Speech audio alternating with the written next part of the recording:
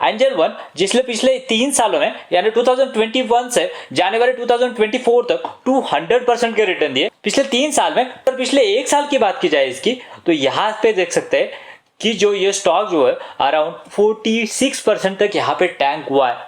सो दोस्तों आज के वीडियो में जानेंगे कि आखिर क्यों टैंक हुआ है एंजल वन, आखिर क्या वजह है इसके पीछे की जो बहुत बुरी तरह से यहाँ पे स्टॉक जो है वो गिरा हुआ है। इसके पीछे में हमें क्या करना चाहिए, अगर आप ये एग्जिस्टिंग शेयर होल्डर है तो इसमें क्या करना चाहिए, अगर आप इसमें नई एंट्री लेना चाहते हैं तो इसमें क्या करना चाहिए, इन सभी के बारे में डिटेल एनालिसिस करेंगे और जानेंगे एंजल वन के पीछे की स्टोरी। तो चलिए जैसे कि हम हमेशा कहते हैं लर्निंग है तो अर्निंग है, चलिए कुछ नया सीखते हैं। दोस्तों एंजल वन का डी ग्रोथ होने के पीछे की 3 वजह है, उसमें एक इंपॉर्टेंट वजह है वो उसके ऑपरेटिंग प्रॉफिट मार्जिन्स। यहाँ पे देखिए जो कि 2023 में 43% थे, उसके बाद में 40% और टीटीएम में देखेंगे तो 38%।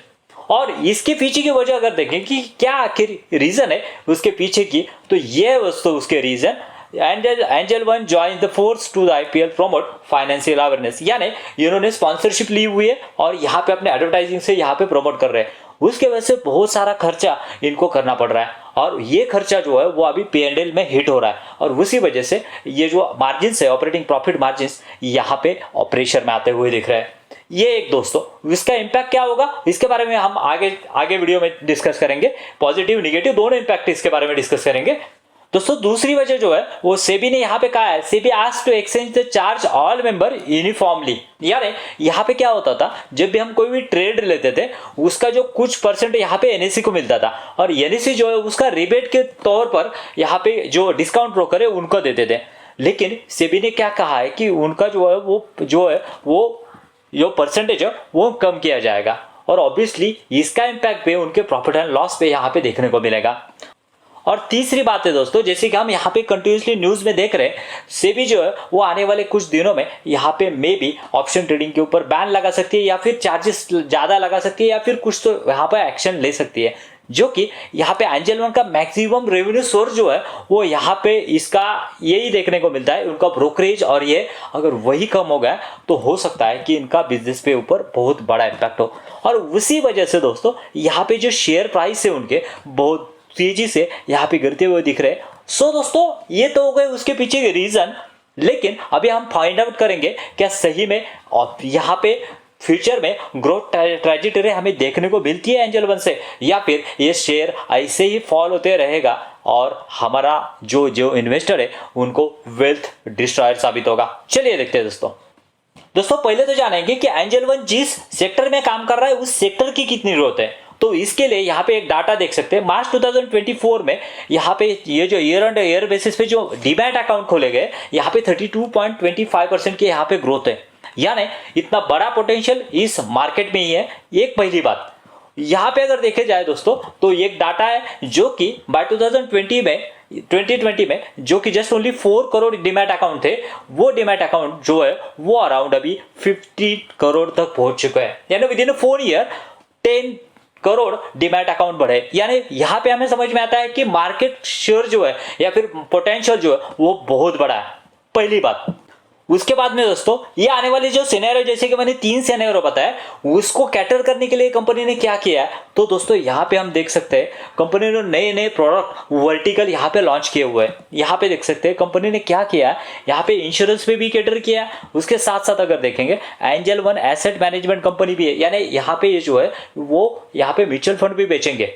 उसके साथ साथ अगर देखेंगे तो इंश्योरेंस में भी इनका जो है वो यहाँ पे इन्वायरमेंट हो गया या फिर नए प्रोडक्ट इंश्योरेंस के लिए लेके आने वाले, उसके साथ साथ वेल्थ मैनेजमेंट भी आने वाले, यानी बहुत सारे वर्टिकल जो है वो धीरे धीरे कंपनी ओपन करने जा रही है और ये हो सकता है कि आने वाले दिनों में इनका भी रेवेन्यू इसमें ऐड हो सके। यानी शायद हो सकता है कि यहाँ पे डिस्काउंट ब्रोकर के द्वारा जो होने वाला रेवेन्यू है वो डाउन हो, लेकिन बाकी के जो वर्टिकल्स है इन्होंने अभी एक्टिव नहीं किए, धीरे धीरे ये एक्टिव होंगे, उसका रेवेन्यू इसमें बढ़ने वाला है, जो कि एक डाइवर्सिफाई यहाँ पे ये कंपनी को बनाने वाला है। ये एक अच्छा साइन है किसी भी कंपनी के लिए कि इस कोई भी एक सेक्टर से या फिर एक जगह से ज़्यादा रेवेन्यू नहीं आएगा।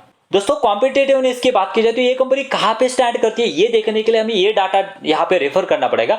यहाँ पे देखिए ऑब्वियसली यहाँ पे नंबर 1 पे जो है वो ग्रो है, जो कि 1 करोड़ 9 लाख तक यहाँ पे उसके पास एक्टिव क्लाइंट है। 2 नंबर पे आके देखेंगे तो ज़रोदा है जो कि 7 करोड़ तक है, और तीसरे नंबर पे यहाँ पे देखेंगे तो एंजल वन है। लेकिन एंजल वन और यहाँ पे ज़रोदा में ज्यादा गैप नहीं है, और जिस तेजी से यहाँ पे एंजल वन बढ़ रहा है हो सकता है कि आने वाले कुछ महीने में एंजल वन जो है वो ज़रोदा को पास आउट कर सके। सो दोस्तों इसकी यहाँ पे एक्टिव क्लाइंट की जो पोजीशन है बहुत तेजी से बढ़ रही है, और आने वाले कुछ महीने में ये जरूर ग्रो करेगा।